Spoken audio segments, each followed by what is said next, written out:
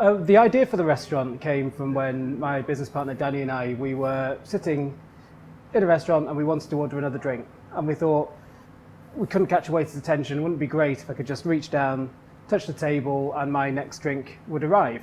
I think that our initial vision was the idea of giving the guest the control over their dining experience. And so we took that core idea and then tried to develop a lot of that functionality.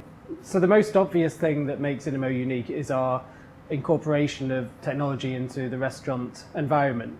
What's really important is that we match that with the quality of our food and with the feel and the ambience of the restaurant, because what we don't want to convey to the guest is that this is a overarchingly technological experience. It's not that you have to, it's not like entering a computer room. When we've got guests in our restaurants, they're bustling, they're lively, they're fun, and we've got the great combination of excellent concept, great service, and excellent food.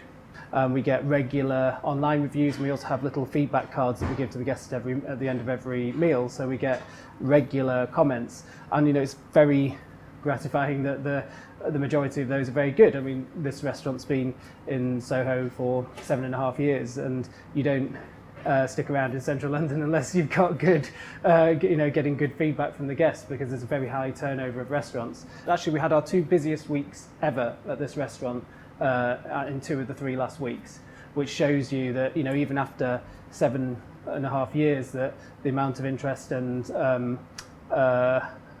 business profitability that we're generating here. So what's great about that is looking forward to the future and just making sure that we replicate that at the sites we've got going forwards. We would love to look at expansion, not just within London, but then across the UK and further afield is certainly our goal. Our next stage is to open 2 sites this year, get those both operating very successfully, and then use that as a springboard to approach the right individuals, the right parties, in order to look to expand further. We actually there was an interesting potential lead in Norway, but which is still kind of bubbling along. But please get in touch. We'd love if anybody's interested in looking at Inamo in Norway. That's certainly one of the countries that we'd love to see an Inamo opening in soon. So give us a shout.